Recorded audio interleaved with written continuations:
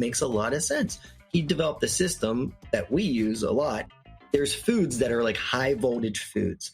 And if you were to really just make a really simple principle that works, is foods closest to their natural source would have more voltage in them than foods that are not. Okay. And so foods that are processed like Cheetos, exactly. Like, not to pick on Cheetos, they're delicious to a lot of people, I'm sure. But if you want energy, eating Cheetos is not going to help you. But if you have a apple, that's going to kick a Cheeto's ass in the fight. People pick on like animal proteins right now. You don't want to eat animal proteins from a sick animal, just as you don't want to eat plants that are sick plants, like plants that have a bunch of chemicals on them. Right. So you want to always choose organic foods, not because they have more nutrients, because they don't have more nutrients. If you look at the studies, a carrot that's conventionally raised with pesticides does not have less vitamin A in it than an organic carrot. They're the same. The difference is there's not a stress of removing the pesticides from your body. That's a stressor to your body. You want to have a lot of energy. You want high voltage foods that don't drain your body, don't create an energy link. I've trained hundreds of athletes, and their whole life is that thing. This is Tony's whole life. Everything's specific for that. But if you look at all these biohacking devices that come out, the red light therapy, for instance, is an expensive machine. If you were to simplify what it does, there's a lot of research on it, absolutely effective. But it does two things. It stimulates the mitochondria to make more ATP. And ATP, adenosine triphosphate, is energy. That's voltage? It's voltage, exactly. Okay. That's what you want. Okay. And so it does that, right? The other thing it does is it's like a low-level metabolic stressor. And through a process called hormesis, you have bad stress and good stress, right? It's called eustress. Yep. And basically, if you don't do anything, you waste away. You don't use it, you lose it. So that red light will actually stress the body a little bit, stress the cells a little bit to make them stronger, which is cool. Little kick in the pants. Yeah. Get going. Yeah. Now people are like, I need to get this red light thing. You know what else does that? But even better, exercise. Resistance training, vitamin and cardio exercise does that. The thing is, if you exercise for the purpose of, I need to lose weight, then I'll be happy, or then I'll wear the bikini, or then I'll go to the pool and take my shirt off. The whole thing is, you will not continue to train that way. You have to have a greater purpose. And that purpose is to tap into your high self, live in a beautiful state, and use exercise. And then you need a long-term vision. This is how you create lasting change. Long-term vision is, I was blessed because I got lucky. I was 12 years old and I was at Giant Eagle grocery store. If you're in Pittsburgh, you know what that is. I opened up the back of Muscle Fitness. There's a guy named Sean Ray in the cover. I still remember it in my head. And I opened up the back and it said, Bob Del Montague, 78. And this old dude, 78, jacked. And I didn't even know that was a thing. I was like, that can happen? And that instantly became my goal. So even to this day, I want to be a jack Santa Claus. Like, that's my thing. So I was had a compelling future. And so what it was is like, it wasn't about like, I need to get in shape for the summer. I need to get in shape for my wedding. It's like, hey, this is who I'm going to become. Now I'm going to do it because I want to feel good today. I want to be my best today. I want to be able to serve at the highest level today. I want to have a life of no regret. And then that starts to add up one day at a time, one day at a time, one day at a time. And then when you're 80, 90, 100, you're still jacked and kicking ass and loving life. You're not in pain all the time. And so that's really important. I love that you talked about that. Also because people think about personal trainers and the traditional culture of fitness. Yeah.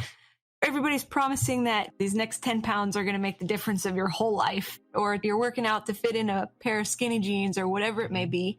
And like when I work out with Billy, he'll say to me before every workout, it's one of my favorite things I've ever learned from you, Billy, is you're like, okay, like what's your intention for this workout? And you make it really clear that it's for this purpose other than just looking good, looking fresh. It goes beyond that. And I'm so glad you talked about that too, because people look at Tony and they think he has such incredibly high standards, and he does. He has impossibly high standards.